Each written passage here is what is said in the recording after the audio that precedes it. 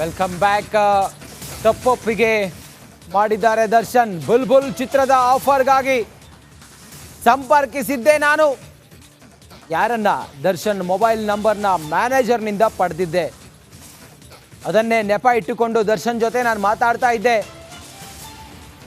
ಅಲ್ಲಿಂದ ನಮ್ಮ ಪರಿಚಯ ಮುಂದುವರೆದಿತ್ತು ಅಂಥೇಳಿ ಹೇಳಿದ್ದಾರೆ. ನಂತರ ಸಲುಗೆ ಬೆಳೆದು ಪ್ರೀತಿ ಮಾಡಲು ಶುರು ಮಾಡಿದ್ವಿ ಅನ್ನೋದನ್ನು ಪವಿತ್ರ ಗೌಡ ಒಪ್ಕೊಂಡಿದ್ದಾರೆ. ನೋಡಿ, ಬುಲ್ಬುಲ್ ಚಿತ್ರದ ಆಫರ್ಗಾಗಿ ನಾನು ದರ್ಶನನ್ನ ಸಂಪರ್ಕ ಮಾಡಿದ್ದೆ. ಆಡಿಷನ್ ಮುಗಿದಿದೆ, ಮತ್ತೆ ಹೇಳ್ತೀನಿ ಎಂದಿದ್ದ ದರ್ಶನ್ ಮೊಬೈಲ್ ನಂಬರ್ನ ಮ್ಯಾನೇಜರ್ನಿಂದ ನಾನು ಪಡ್ಕೊಂಡಿದ್ದೆ. ದರ್ಶನ್ ಕಾಂಟ್ಯಾಕ್ಟ್ ಆಗಿದ್ದು ಹಾಗೆ ನನಗೆ. ಅದನ್ನೇ ನೆಪ ಇಟ್ಟುಕೊಂಡು ದರ್ಶನ್ ಜೊತೆಯಲ್ಲಿ ನಾನು ಮಾತಾಡ್ತಾ ಇದ್ದೆ. ಅಲ್ಲಿಂದ ನನ್ನ ಮತ್ತೆ ದರ್ಶನ್ ಪರಿಚಯ ಮುಂದುವರೆದಿತ್ತು. ನಂತರ ಆ ಪರಿಚಯ ಸಲುಗೆ ಬೆಳೆದು ಪ್ರೀತಿ ಮಾಡಲು ನಾವಿಬ್ಬರು ಶುರು ಮಾಡಿದ್ವಿ. ನಮ್ಮ ಫಸ್ಟ್ ಕಾಂಟ್ಯಾಕ್ಟ್ ಆಗಿದ್ದು ಬುಲ್ಬುಲ್ ಚಿತ್ರದ ಆಫರ್ಗಾಗಿ ನಾನು ದರ್ಶನ್ನ ಸಂಪರ್ಕ ಮಾಡಿದ್ದೆ ಅನ್ನೋದನ್ನು ಪವಿತ್ರ ಗೌಡ ಹೇಳಿದ್ದಾರೆ. ಪವಿತ್ರ ಗೌಡ ಮತ್ತು ದರ್ಶನ್ ಪ್ರೀತಿ ಮಾಡ್ತಿರೋದಾಗಿ ಹೇಳಿದ್ದಾರೆ ಪವಿತ್ರ ಗೌಡ. ದರ್ಶನ್ ಪವಿತ್ರ ಗೌಡ ಸ್ನೇಹಿತರ. ಇನ್ಫ್ಯಾಕ್ಟ್ ಈ ರೇಣುಕಾ ಸ್ವಾಮಿ ಕೊಲೆ ಪ್ರಕರಣ ಬೆಳಕಿಗೆ ಬಂದಾಗ ಪೊಲೀಸ್ ಕಮಿಷನರೇ ಹೇಳ್ಬಿಟ್ರು ಎರಡನೇ ಪತ್ನಿ ಅಂತ ಹೇಳಿ. ಆಮೇಲೆ ಪವಿತ್ರ ಗೌಡ ಲಾಯರ್ ಹೇಳಿದ್ರು ಇಲ್ಲ ಹೆಂಡತಿ ಅಲ್ಲ ಅಂತ. ಹಂಗಾದ್ರೆ ಏನು ಇವರಿಬ್ರು, ಪವಿತ್ರ ಗೌಡ ದರ್ಶನ್ ಏನು ರಿಲೇಷನ್ ಅವರಿಬ್ರು ನಡುವೆ? ಅದಕ್ಕೆ ಸ್ವ ಇಚ್ಛಾ ಹೇಳಿಕೆಯಲ್ಲಿ ಪವಿತ್ರ ಗೌಡ ಅವರೇ ಉಲ್ಲೇಖ ಮಾಡಿದ್ದಾರೆ, ನಾವಿಬ್ರು ಲವ್ ಮಾಡ್ತಾ ಇದ್ವಿ, ಇಬ್ರು ಪರಿಚಯ ಆಗಿದ್ದು ಸಿನಿಮಾ ಸಂಬಂಧ, ಬಟ್ ಆಮೇಲೆ ಅದು ಪರಿಚಯ ಪ್ರೀತಿಯಾಗಿ ಪರಿವರ್ತನೆ ಆಯಿತು. ಈ ದರ್ಶನ್ ಅವರು ಪತ್ನಿ ವಿಜಯಲಕ್ಷ್ಮಿ ಜೊತೆಯಲ್ಲಿ ಮನೆ ಇತ್ತಲ್ಲ, ಆ ಮನೆಯಿಂದ 1.5 ಕಿಲೋಮೀಟರ್ ದೂರದಲ್ಲಿ ಇನ್ನೊಂದು ಮನೆ ಮಾಡಿಕೊಟ್ಟಿದ್ರಂತೆ ಪವಿತ್ರ ಗೌಡಗೆ. 2018ರಿಂದ ಇಬ್ರು ಒಟ್ಟಿಗೆ ಇರೋಕ್ ಪ್ರಾರಂಭ ಮಾಡಿದ್ರಂತೆ. ಒಟ್ಟಿಗೆ ಸಂಸಾರ ಮಾಡ್ಲಿಕ್ಕೆ, ಮದುವೆ ಆಗಿಲ್ಲ ಬಟ್ ಸಂಸಾರ ಮಾಡ್ತಿದ್ರಂತೆ. ಇದು ಉಲ್ಲೇಖ ಆಗಿರೋದು. ಕರೆಕ್ಟ್ ನೋಡಿ, ಹೈಕೋರ್ಟ್ನ ಏಕಸದಸ್ಯ ಪೀಠದಲ್ಲಿ ನಡೆದ ವಿಚಾರಣೆ. ಮನೆಯೂಟಕ್ಕಾಗಿ ದರ್ಶನ್ ಹಪಹಪಿಸ್ತಾ ಇದ್ರು. ದರ್ಶನ್ಗೆ ಮನೆಯೂಟದ ಭಾಗ್ಯವೇ ಇಲ್ಲ. ಕೊಲೆ ಆರೋಪಿ ದರ್ಶನ್ಗೆ ಜೈಲೂಟವೇ ಗತಿಯಾಗಿದೆ. ಸೆಪ್ಟೆಂಬರ್ 11ನೇ ತಾರೀಕಿಗೆ ವಿಚಾರಣೆಯನ್ನ ಮುಂದೂಡಿಕೆ ಮಾಡಿ ನ್ಯಾಯಾಧೀಶರು ಆದೇಶವನ್ನ ಹೊರಡಿಸಿದ್ದಾರೆ. ಹೈಕೋರ್ಟ್ನ ಏಕಸದಸ್ಯ ಪೀಠದಲ್ಲಿ ನಡೆದ ವಿಚಾರಣೆಯಲ್ಲಿ ಬೆಳಗ್ಗೆಯಿಂದ ನಾವು 3 ಟೆನ್ಷನ್ಗೆ ದರ್ಶನ್ ಒಳಗಾಗಿದ್ದಾರೆ ಇವತ್ತು ಅಂತ ಹೇಳ್ತಿದ್ವಿ. 2 ಟೆನ್ಷನ್ ಅಲ್ಲಂತೂ ದರ್ಶನ್ ಅವರಿಗೆ ನೆಗೆಟಿವ್ ರಿಸಲ್ಟ್. ಒಂದು, ನ್ಯಾಯಾಂಗ ಬಂಧನ ವಿಸ್ತರಣೆ ಆಯಿತು ಸೆಪ್ಟೆಂಬರ್ 12ರವರೆಗೆ. ಮನೆ ಊಟ ಸೆಪ್ಟೆಂಬರ್ 11ರವರೆಗೆ ಮತ್ತೆ ಇದರ ಅವಕಾಶಗಳಿಲ್ಲ. ಮನೆ ಊಟ ಸಿಗಲ್ಲ. ಮತ್ತೆ ವಿಚಾರಣೆ ಸೆಪ್ಟೆಂಬರ್ 11ಕ್ಕೆ. ಅಲ್ಲಿಗೆ 2 ಟೆನ್ಷನ್ನಲ್ಲೂ ಕೂಡ ನೆಗೆಟಿವ್ ರಿಸಲ್ಟ್. 3ನೇಯದ್ದು ಜಾಮೀನು ಅರ್ಜಿ. ಬಟ್ ಈಗ ಚಾರ್ಜ್ ಶೀಟ್ನ ಬ್ರಹ್ಮಾಂಡ ವಿಚಾರಗಳು ಬೆಳಕಿಗೆ ಬಂದಿರೋದನ್ನು ಗಮನಿಸ್ತಾ ಇದ್ರೆ, ಇಷ್ಟೆಲ್ಲ ಅಂಶಗಳನ್ನು ನ್ಯಾಯಾಧೀಶರು ಪರಿಗಣಿಸಿ ಇವರು ಜಾಮೀನಿಗೆ ಅಪ್ಲಿಕೇಶನ್ ಹಾಕಿದ್ರು ಅಂದ ಮಾತ್ರಕ್ಕೆ ಕೊಟ್ಟು ಬಿಡ್ತಾರಾ? ಸದ್ಯಕ್ಕಿರುವ ಅನುಮಾನ ಇದು. ನೋಡಿ, ಚಾರ್ಜ್ ಶೀಟ್ನಲ್ಲಿ ಇರ್ತಕ್ಕಂಥ ಪುಟಗಳ ಎಕ್ಸ್ಕ್ಲೂಸಿವ್ ಫೋಟೋಗಳನ್ನು ರಿಪಬ್ಲಿಕ್ ಕನ್ನಡದ ಮೂಲಕ ನೀವು ಗಮನಿಸ್ತಿದ್ದೀರಿ.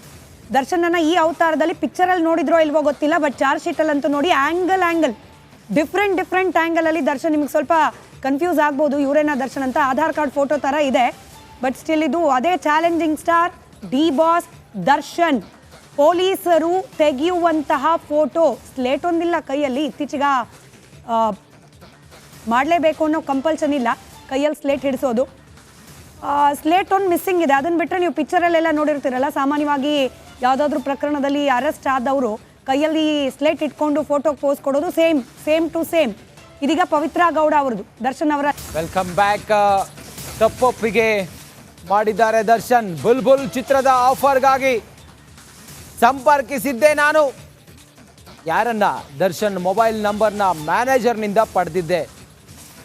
ಅದನ್ನೇ ನೆಪ ಇಟ್ಟುಕೊಂಡು ದರ್ಶನ್ ಜೊತೆ ನಾನು ಮಾತಾಡ್ತಾ ಇದ್ದೆ. ಅಲ್ಲಿಂದ ನಮ್ಮ ಪರಿಚಯ ಮುಂದುವರೆದಿತ್ತು ಅಂಥೇಳಿ ಹೇಳಿದ್ದಾರೆ.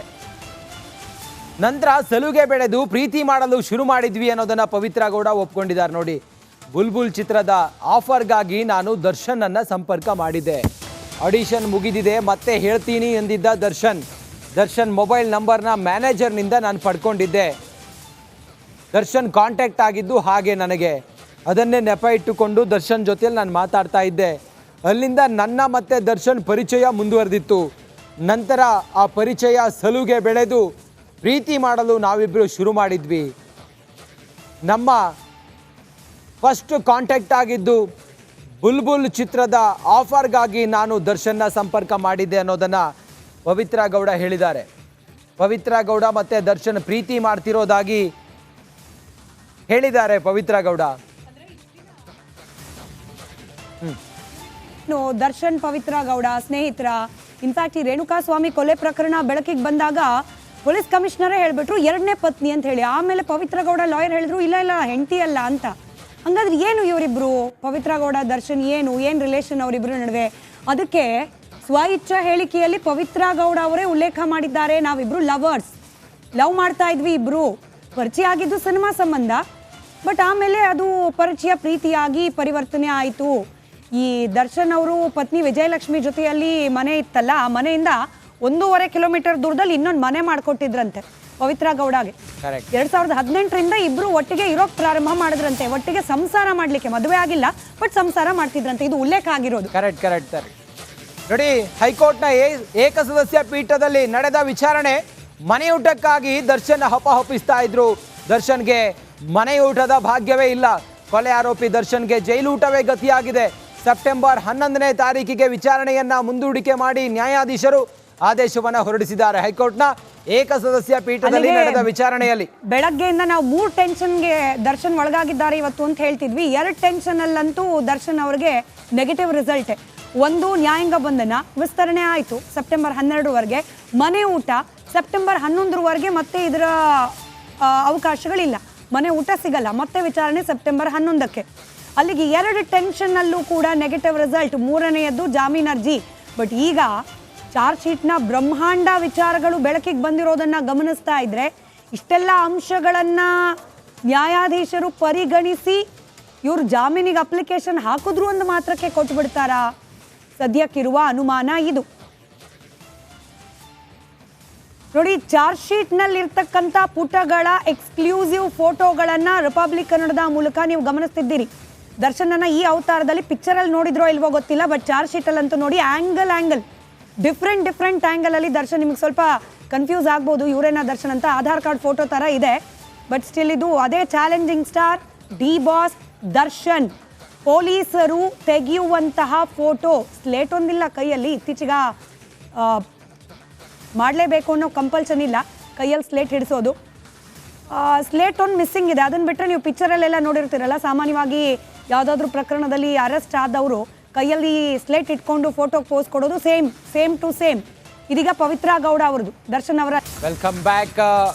ತಪ್ಪೊಪ್ಪಿಗೆ ಮಾಡಿದ್ದಾರೆ ದರ್ಶನ್. ಬುಲ್ಬುಲ್ ಚಿತ್ರದ ಆಫರ್ಗಾಗಿ ಸಂಪರ್ಕಿಸಿದ್ದೆ ನಾನು. ಯಾರನ್ನ? ದರ್ಶನ್ ಮೊಬೈಲ್ ನಂಬರ್ನ ಮ್ಯಾನೇಜರ್ನಿಂದ ಪಡೆದಿದ್ದೆ. ಅದನ್ನೇ ನೆಪ ಇಟ್ಟುಕೊಂಡು ದರ್ಶನ್ ಜೊತೆ ನಾನು ಮಾತಾಡ್ತಾ ಇದ್ದೆ. ಅಲ್ಲಿಂದ ನಮ್ಮ ಪರಿಚಯ ಮುಂದುವರೆದಿತ್ತು ಅಂಥೇಳಿ ಹೇಳಿದ್ದಾರೆ. ನಂತರ ಸಲುಗೆ ಬೆಳೆದು ಪ್ರೀತಿ ಮಾಡಲು ಶುರು ಮಾಡಿದ್ವಿ ಅನ್ನೋದನ್ನ ಪವಿತ್ರ ಗೌಡ ಒಪ್ಕೊಂಡಿದ್ದಾರೆ. ನೋಡಿ, ಬುಲ್ಬುಲ್ ಚಿತ್ರದ ಆಫರ್ಗಾಗಿ ನಾನು ದರ್ಶನನ್ನ ಸಂಪರ್ಕ ಮಾಡಿದ್ದೆ. ಆಡಿಷನ್ ಮುಗಿದಿದೆ, ಮತ್ತೆ ಹೇಳ್ತೀನಿ ಎಂದಿದ್ದ ದರ್ಶನ್ ಮೊಬೈಲ್ ನಂಬರ್ನ ಮ್ಯಾನೇಜರ್ನಿಂದ ನಾನು ಪಡ್ಕೊಂಡಿದ್ದೆ. ದರ್ಶನ್ ಕಾಂಟ್ಯಾಕ್ಟ್ ಆಗಿದ್ದು ಹಾಗೆ ನನಗೆ. ಅದನ್ನೇ ನೆಪ ಇಟ್ಟುಕೊಂಡು ದರ್ಶನ್ ಜೊತೆಯಲ್ಲಿ ನಾನು ಮಾತಾಡ್ತಾ ಇದ್ದೆ. ಅಲ್ಲಿಂದ ನನ್ನ ಮತ್ತೆ ದರ್ಶನ್ ಪರಿಚಯ ಮುಂದುವರೆದಿತ್ತು. ನಂತರ ಆ ಪರಿಚಯ ಸಲುಗೆ ಬೆಳೆದು ಪ್ರೀತಿ ಮಾಡಲು ನಾವಿಬ್ಬರು ಶುರು ಮಾಡಿದ್ವಿ.